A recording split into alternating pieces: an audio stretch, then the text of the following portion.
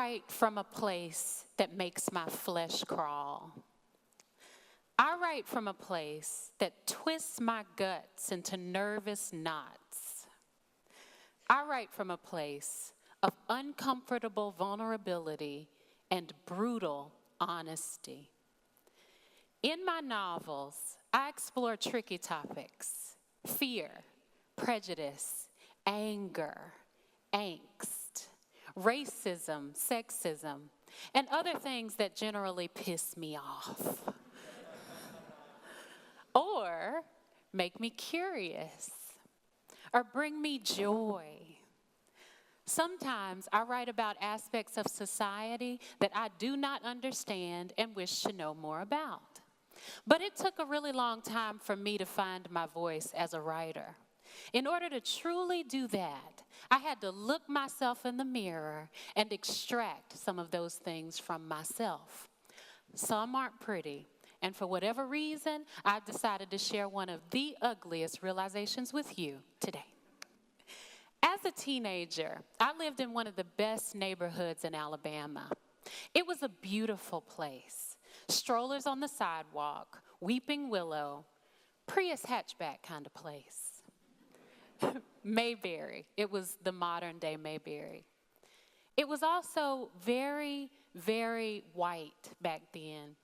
And aside from church, I spent the majority of my teen years immersed in white culture.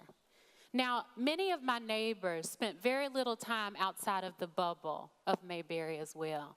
So the urban legends about other communities, specifically black communities, came from popular television shows, media, movies. Even the local news framed those places as dangerous places. Don't go there places. Places where you just might lose your life. After a while, I began to believe those legends. So I stayed away. Easy enough, Mayberry had everything I needed right there. Now, another realization I had during those years, high school, not for me. So I left, got my GED, and started applying for colleges. Now, GED in hand, I was rejected more times than I care to admit to you today.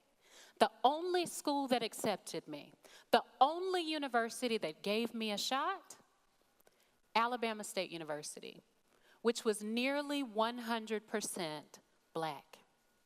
I remember standing in my kitchen, holding the acceptance letter, thinking, what business do I have at a historically black university? But think about this. I was going from being surrounded by white culture to being immersed in a culture that I misunderstood.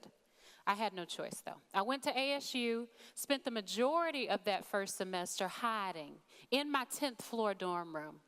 I would peek out the window, terrified to venture out.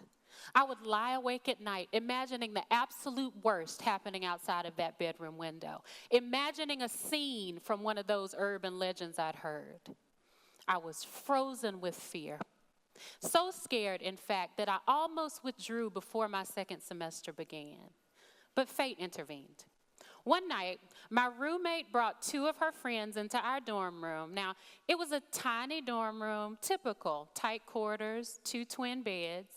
They gathered around her twin bed and started an impromptu RnB battle. Now, for those of you who don't know what that is, one of the girls in the circle would start an old school R&B song, and then she'd throw it to the other two, and they'd finish it. So I'm going to try something here. Yeah. I am going to demonstrate an impromptu R&B battle with you all, okay? So how this is going to go, hopefully, is I'm going to start an R&B song, and then I'm going to throw it to you in the audience, and you're going to finish it. Sound good? All right. That girl is...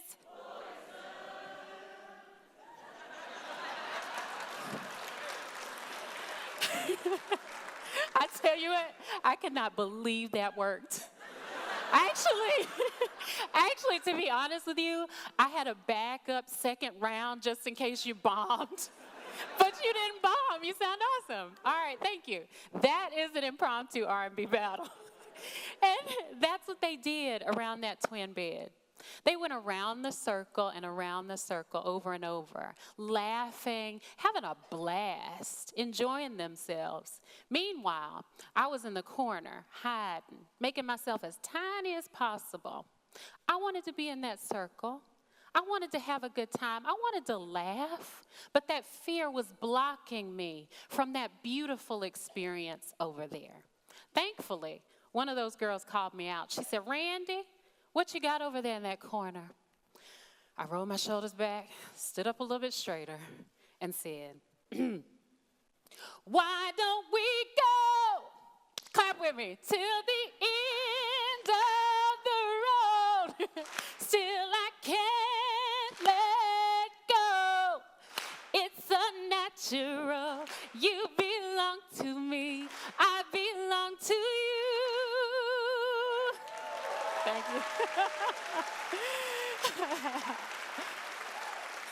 I brought out the boys to men, and they couldn't resist. It was too powerful. But so we laughed and sang all night long. The next morning, I woke up, decided to sit on the front steps of my dorm room and stay there until I saw something worth staying for. And do you know what I saw? I saw kids running to get to their classes. I saw kids cramming for tests. I saw footballs being thrown across the quad. I saw the typical college experience. I saw what you'd see at any other college. I saw nothing to fear and plenty to love. And I did. I fell madly in love with my culture right there on that campus. The world I'd built came crashing down around me. And the fear, pain, prejudice that I'd held on to for so many years escaped my body. I was free from a heavy burden I hadn't realized I was carrying.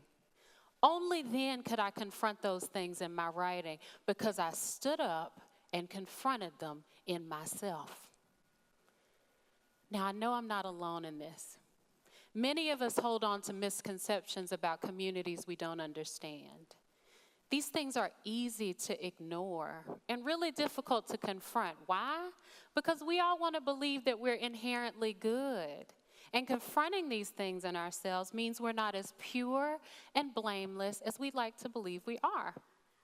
Now, I know it's difficult, believe me. I know. But I ask you, I urge you to inspect yourselves. Next time you're walking down the sidewalk and a hooded minority boy is walking towards you, you feel that fear in the pit of your stomach? Don't ignore that. Feel it. Let it hurt. And then later, ask yourselves why you felt that way. Even asking may make you feel queasy, but that's it. That's the sensation I had when I was sitting on the steps of that dorm room. That means you're challenging yourself to step outside of your comfort zone, becoming bigger than the street you were raised on, bigger than the country you never had any desire to leave, bigger even than the race you were born into. Now, this is especially important today. In our soundbite society, where entire races, groups, religions, countries are being held responsible for the actions of the very, very few, I'm here to tell you, you don't have to believe that mess. You don't have to buy that bill of goods. Only you have the power to make up your minds for yourself. Only you possess that power. And I'm going to help you, okay? All right. Do me a favor. Close your eyes.